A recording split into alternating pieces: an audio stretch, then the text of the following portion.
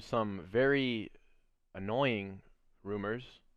Man City looking to get Jack Grealish at 100 million and Harry Kane. We're gonna talk about Harry Kane after Jack first. 'Cause I think the Grealish bid. I seen Fabrizio tweeting earlier today that like their talks are progressing and blah blah blah. So I think that obviously that one has a better chance of being done sooner anyway than Harry Kane does. But I'm just gonna rattle you off some facts about Jack Grealish. All right, so the price tag they're looking at right now that everyone's reporting is 100 million. That would be the highest fee ever paid for an English player. So I think the last British player was Gareth Bale, who went to Madrid for like 91 million or something like that. So this would be the highest paid English player and British player, obviously. Last season, scored 6 goals and provided 10 assists. Okay, which actually are good numbers like for anyone, especially in the Premier League.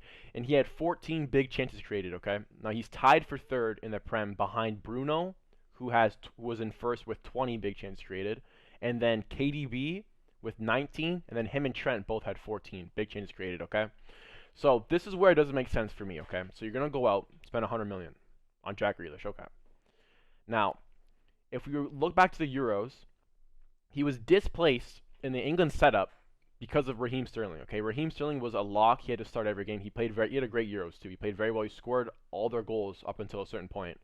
He's the only reason why they even got out of the group stage. Now, this guy is the reason that you didn't play. You're gonna go to his club. You play the same position as him. Okay. Now, obviously, that's a bit narrow-minded because if you look at it, right, they both offer different traits, different characteristics, different capabilities. Okay, so Sterling, for example, is much better against teams that play high, and he's fast, right? So he can run at you, he can run straight down the line. He's obviously abuses pace, and he's scores a lot of goals. So he's more of a goal threat going forward against teams who sit high. But Jack Grealish is much better, like equipped to play against teams who have a deep block and sit way back. For example, Mourinho sides. If you look at West Brom last year against under Sam Allardyce, same thing. They sit super deep, and you need guys that are able to unlock that. Now that's where Grealish I think shines the most. Is he's able to take on a man one-on-one, beat him, get a cross in, create a chance, score goals, provide assists. Right now, that could make sense, right? You could say, okay, maybe Pep wants an option at left wing where he can bring on either Grealish or Sterling, depending on the situation. Okay, I guess that would make sense. Now, the problem that I have with that is you have Phil Foden, you have Bernardo Silva, you have Ferran Torres, and Riyad Mahrez, okay, who are all wingers. Ferran Torres is right-footed as well, okay, so the other ones are left-footed. So maybe Pep wanted a right-footed left winger. You could put Ferran Torres on the left wing, and him and Grealish could essentially do the same job, okay? So you have all these guys play a similar role to Grealish, and they all output similar stats to him. Now, the thing with this is, Riyad Mahrez, when Leicester City won the Premier League in 2016, he had 20 big chances created. He had 11 assists and 17 goals, right? And that's when he's playing every week. Now, we all know that in the league, there's this thing called Pep Roulette, where Pep will change one day Joao Felix plays, one day Kyle Walker plays, one day Laporte's playing, one day it's Ruben Diaz, one day it's Foden, one day it's Bernardo Silva, one day it's Gab Jesus, one day it's Aguero. It changes all the time, right? The squad is so deep that all these players are getting switched out a lot. So obviously Riyad Mahrez not getting the same minutes isn't getting the same output as he would have if he's playing every game, okay? And if the system's also built around him. But we know that he's able to do that. We know Bernardo Silva is able to do something similar to that. We know Ferran Torres, from when he was at Valencia, is able to output numbers like that, right? We obviously know Phil Foden's a great young talent. He's able to do a similar job to Jack Grealish. So my question to you is, why would Man City spend 100 million on a player that they already have at their club? They already have 4 of this guy at their club. Why would they spend 100 million on this guy?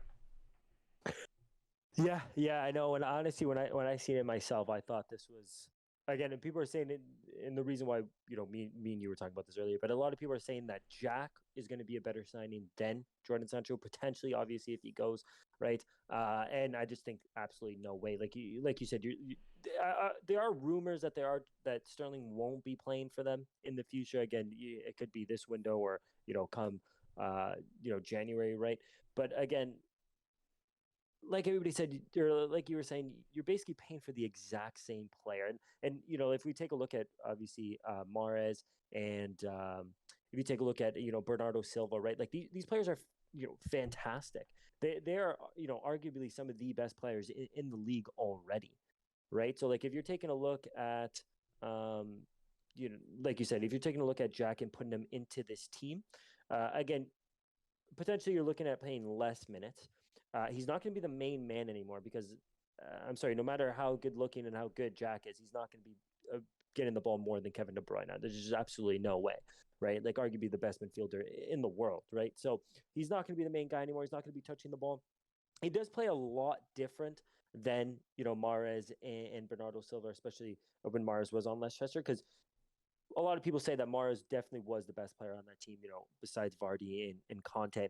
But like Jack will get the ball at like half field, or basically in his final third, and he'll just make a simple pass, right? And basically at the same time, he can create absolutely anything. Like he's a magician on the ball.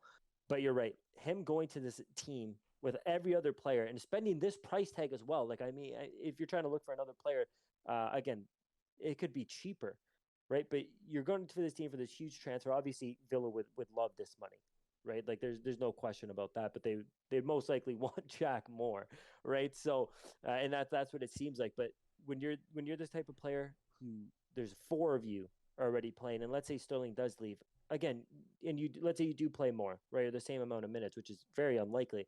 Again, you're not being the main guy on the team anymore. Again, you're going to a team that wins for sure. Like the City, regardless what hat I'm wearing, what team I support, City definitely win a lot more, and they're a winning team, right? They definitely choke, and obviously the biggest stage at the Champions League, unfortunately, or fortunately, every depending who you time, but support, yes. almost every time. But I mean, like if you're looking at this team, they obviously win a lot, right? And everybody knows it, everybody can admit it. But again, what if he goes there? What is he going to bring that the players that they have already don't bring to the Yeah, table? exactly That's that. what that's just what I don't understand. Yeah, exactly that too. And then you could say maybe, okay, if you're gonna have Sterling, for example, or even Bernardo, whoever play on the left wing, you could use Jack as a 10. He could play in behind whatever center forward they get, if they get Kane, say, or if they get whatever, if they want to use Gap Jesus, or even have him as a false nine, whatever. But then you look and you say, well, Kevin De Bruyne already plays the 10. So say he's out injured. Well, Phil Foden can play the 10. Bernardo Silva can also play the 10, and he's played the He 10 already plays before center. He plays center. He was playing center forward this year, and he was doing in great. the And Champions and League. Yeah, yeah, and Gundogan as well was playing center forward. He was yeah. basically playing As a striker some false, games. it's essentially as their false nine, because like we said, Yeah. like Pep brings that Spain style to them, right? Where like they like to play with the false nine, so they bring the forward back and they create that overload in the midfield, and then they have more numbers to recuperate the ball. If you watch Italy versus Spain, which we'll talk about soon, um, essentially every time Italy would win the ball back from Spain, they would be pressed so high because there's so many players that are so in these tight blocks. They would send it long, and then it's 2v1 every time they win the ball back, right? City's similar to that, and they play with that same style where they'll use Gundogan at striker because he'll come in deep and he'll create the overload in the midfield and they can move the ball around. But it doesn't make any sense to me because, like I said, you play Jack on the left wing, you have three left wingers. You play him on the right wing, you have two right wingers. You play him as a 10. These guys, Bernardo can play, like we said, Mahrez, they can all play as a 10 too. So for me, in my head, it doesn't make sense why you'd want him because this isn't a problem for you. Like, we know that Man U, Jadon Sancho is fixing a problem, which is the right wing's position. Varane's Mm-hmm. fixing a center back problem. You're going to play Lindelof, Eric Bailly, Phil Jones, or Varane. You know what I mean? Like, that fixes a huge problem. He's better than all of them combined. So I Mm-hmm. just don't get why, like we said, why Jack Grealish would ever like even be on their list, why they would need him. But anyway, like I was saying, I just mentioned Harry Kane. Now his situation is a bit different. Now he didn't show up to training the last 2 days. Today's Tuesday, August 3rd that we're recording this, so he hasn't showed up on Monday the 2nd or today the 3rd. He's obviously pushing for a move. Now, there's reports that he has a gentleman's agreement with the club where they said they would let him go this summer. Even though he has 3 years left on his deal, he signed a new deal, a 6-year deal in 2018. So he still has 3 years left on that deal, which for me doesn't make too much sense. I'm not sure when Poch actually left. I think it was in 2019 though, in the winter. But I After the think that's Champions why. League when they went to the final. Yeah, after that, right? I think that's why he signed that deal because he saw the project, and now the project's obviously gone. But for me, I'm seeing these numbers 100, 130 million to go to City. Now, I could see that. That would be a good signing for them. I think that fixes their center forward problem. They just lost Aguero. You have to replace him somehow. You can't go. I personally, I don't think, especially in the Premier League, it's difficult to try to apply these foreign philosophies into such a rigid and a league that's very stuck in their ways, where everyone plays a certain way. It's hard to be successful when you're trying to play these false nines and these like three back weird systems against these teams who play 4-4-2. You're not getting past them. You know what I mean? So I feel like you do need an out and out striker. Last year, Harry Kane was the Golden Boot winner, and he had the most assists, won the Player of the Year. I mean, a guy like that on any team, Or obviously didn't win Player of the didn't Year. win Player of the Year. Sorry, for some reason. A guy like that on your team, though, you need a guy like that on your team who's scoring goals, right? He's a top goal scorer. You need that on your team, and I think that, especially like we were saying earlier, in a league where a lot of balls are coming in the box, there's a lot of crosses. You just need a poacher, a guy who can put the ball away, and that's what Harry Kane is very good at. So, in my opinion, it would be a good move for them to get him. I would much rather them spend their money, well, although I wouldn't, because I don't want to play against them in the Champions League at all. But I would much, as a City fan, I would much rather City get Kane over Grealish. And that's the scariest thing, right? Because healthy, I think Harry Kane is, arguably top three, but definitely top five best strikers in the world. Healthy. Yeah, at the moment for Like sure. this guy can do anything. And the one thing as well, like he's definitely not somebody that, you could see fitting in a Manchester City type of play because, basically when he's playing on Tottenham and he plays for England, he just comes so deep, right? Compared to like when you were to watch Aguero, right, where he would just play so well off the ball in the Hmm. box, right, where he comes in, skies a top corner. But the thing with Harry Kane is because of how good he is, right, he can fit any system, Yep. right, and that's a huge problem for every single team. I hope they do not get Harry Kane. I would love Harry Kane for him to come here. I'm probably going to tag him in this video, and hopefully he sees it, and maybe he'll send me a DM. Be But huge. yeah, that'd be huge. But again, he's like top five players healthy. He can do absolutely anything on the pitch as a striker, which is like the scariest thing. I mean, sometimes when I would watch Tottenham games, this guy was defending in during the corners. Yeah. Okay, like he was that far deep getting the ball. So it's absolutely scary to watch a striker who, again, is not the most athletic, but is that good on the ball, right? Especially when he can pass like that in the final third. And the one thing as well is, if he wants to play like the traditional, get the ball, hold up play, and send it off, he can.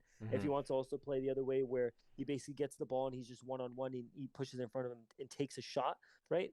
He'll score every time. And so that's a really crazy thing to think about because City can get, the ball to absolutely anybody on the field, right? Some of the problems I think City have, like obviously they had a center back problem with the amount of, times their center backs get injured, right? And I personally think they have a left back problem because, I mean, if you want to Mendy. look at some of Mm. their, yeah, if you want to look at some of their play, like Cancelo's basically not even playing left back half the time. He's basically playing midfield. So again, I would be more scared if they do get Harry Kane over Jack Grealish. I think if they Hmm. get Jared Grealish, is basically like if they signed, I'd feel the same as when they signed Mahrez, Bernardo Silva, Signed Dybala. Sane. It's the same thing. Yeah, it's the same Yeah, thing. yeah. So it's just like they're basically signing a player they already have. But Kane is definitely the biggest issue. If they don't sign either of these players, am I going to automatically think that City is basically just chalked and they're off the table? Obviously not. But the two sightings that we have definitely put us, I personally think, on either a tier above them right now. But again, if they sign Harry Kane, I can definitely see them, unfortunately, being a little bit higher than us, unless we don't, if we don't sign like a DM or another striker as well. But it's scary to think about. But at the same time, and again, I don't really want to be that guy and bring some of these things up, but Harry Kane, not a big game player in my opinion. Would City have, again, if you want to talk about three finals, no shots on goal? Does that personally scare me? Because I can see us getting into some of these big games with the squad that we currently have right now, and if we have to end up playing City with Harry Kane, will I be too terrified of them?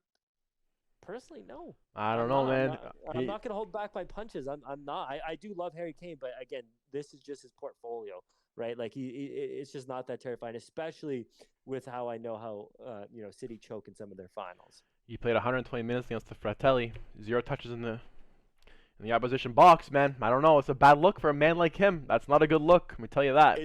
It's definitely not a good look, and especially when you're slapping on this price tag on him. Like I'm thinking, if you're slapping this price tag, like we said, he's definitely top five, but in terms of big game players, and that's what you really need at the end of the day to win some of these games. Unfortunately, he just doesn't have. He doesn't have that clutch factor in him.